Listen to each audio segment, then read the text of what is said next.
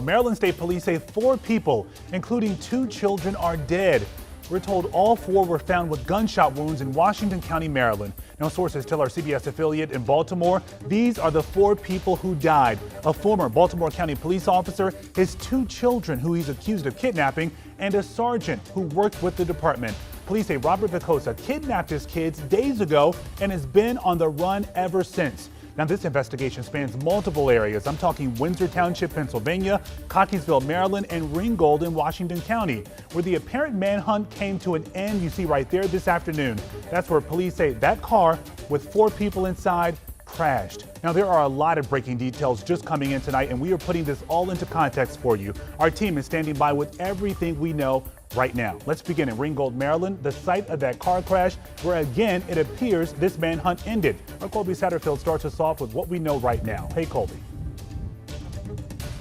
Hey, Lorenzo, this is where the search for Vicosa and those 2 little girls ended. I'm going to step out of the way so you can actually see physically where it ended, where the car went into this fence line here along a highway in western Maryland, where sources tell our CBS Baltimore partner police found Vicosa, his accomplice, and his 2 little girls shot. A heartbreaking end to a days-long manhunt in search for little girls Amina and Gianna. Police say the 6- and 7-year-old girls were kidnapped Monday by their own father, former Baltimore County police officer Robert Vicosa, who after taking his 2 daughters went on the run with recently suspended Baltimore County Police Sergeant Tia Bynum. The days-long crime spree and search coming to an end this afternoon in western Maryland after a car matching the suspect's vehicle ran off the road and crashed into a fence line. That's when police surrounded the vehicle. Our crisis negotiation team on scene made several attempts to contact the occupants of the vehicle. After receiving no response and low visibility within the vehicle because of a thick layer of smoke that was contained within the interior of the vehicle, sources tell our CBS affiliate in Baltimore the 4 people found shot inside the car were Vicosa, Bynum, Amina, and Gianna. Police made entry into the passenger side. That is when they observed the driver and 3 backseat passengers, 2 of which were juveniles. All 4 individuals appeared to have suffered apparent gunshot wounds. Police say the man, woman, and 1 of the children were pronounced dead at the scene, while police say a 2nd child was taken to the hospital where she later died. Police didn't say if any of the officers fired their guns or who may have pulled the trigger inside the car. Bullets that took the lives of 2 innocent little children.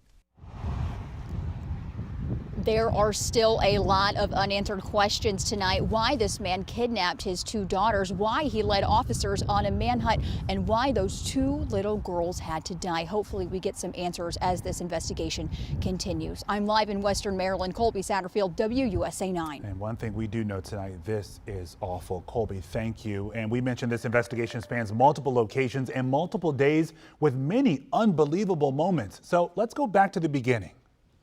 In your heart, you know that what you're doing is not right. You are a father. You are a father to these 2 young ladies. Do the right thing, Robert. Bring them back. This case has had northern Maryland and southern Pennsylvania on edge for days as police search for Robert Vicosa, a former Baltimore County police officer, and his 2 young daughters, Gianna and Amina. New court documents shed light on how this all started. On Friday, Vicosa invited his estranged wife and mother of their children to his Windsor Township home to celebrate her birthday. But instead, she told police Vicosa and Tia Bynum tied her up and held her against her will for days. She says Vicosa sexually assaulted her and threatened to kill the children. The woman managed to drive to a Target store and walk to the nearest police department, concerned Vicosa had a tracker on her car. When officers arrived at the home, Vicosa and the girls were gone. Police say Vicosa took off with the girls to Red Lion, Pennsylvania, where after sinking an Acura into a canal, held a woman at gunpoint and stole her Volkswagen Jetta. And he puts a gun in her face and tells her that he needs her car, he needs her to find rope to tie her up with.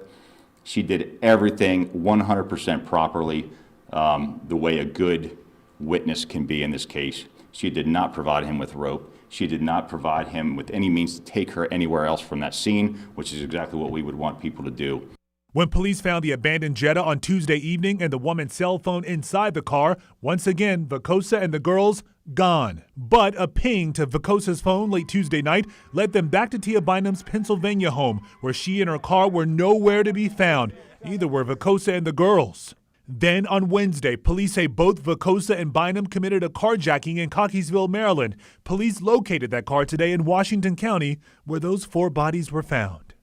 And right now, I want to zero in on this woman. You heard us mentioning her, Sergeant Tia Bynum. She's the accused accomplice in this case. So what do we know about her? Our Mike Valerio has spent the night pushing for answers on this. He joins us now live from the Baltimore County Police Department. And Mike, Bynum, she worked there until recently. Tell us more.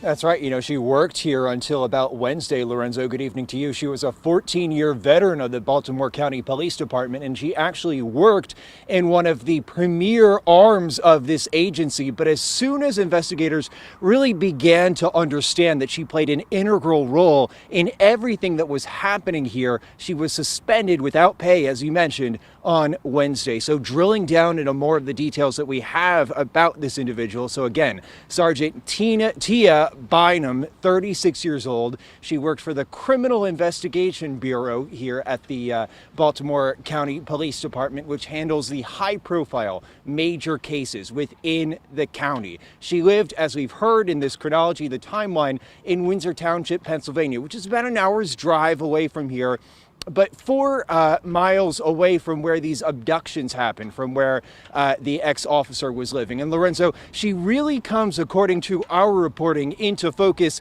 on Sunday when officers from this station go to her home in Windsor Township to ask her some questions. She answers the door, from what we understand, according to police affidavits that have been filed in the past 24 hours. And she answers the door with the gun.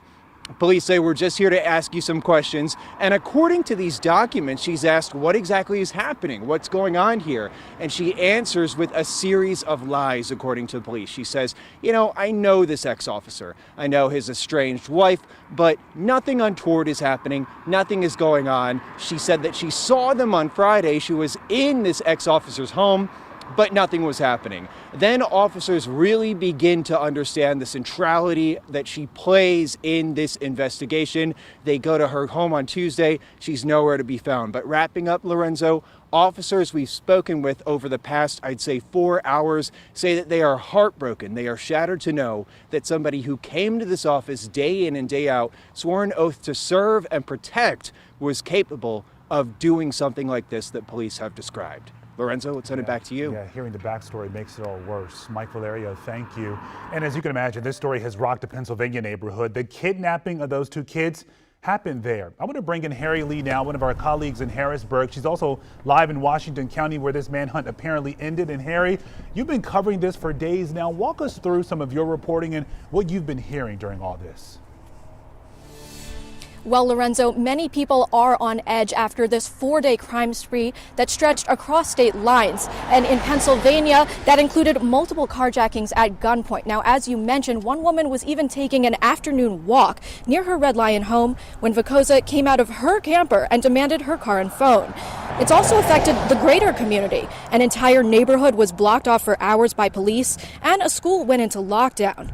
And reporting on all this week, people have said things like this make them scared to go outside. Many also expressed hope the girls could return home safely, which tragically did not happen. This is definitely not the outcome that people were hoping for. And local groups are holding online prayer vigils on social media tonight.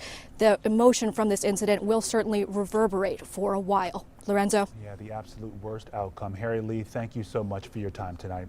All right, there's one more thing I want to say about this. Your heart really just sinks when you imagine what was happening inside the car in those final few seconds. Those 2 little girls, the fear. The sad thing is, this happens far too often. According to the FBI, on average, 450 children are killed every year by a parent, and fathers are more likely to kill, often as an act of revenge in the course of a divorce or separation. I know we've been learning a lot more about this story in the coming days. We are going to be learning a lot more, and you can count on us to stay on top of it. Look for updates on our free WUSA 9 app and join us for Get Up DC for overnight developments starting at 4:25 a.m.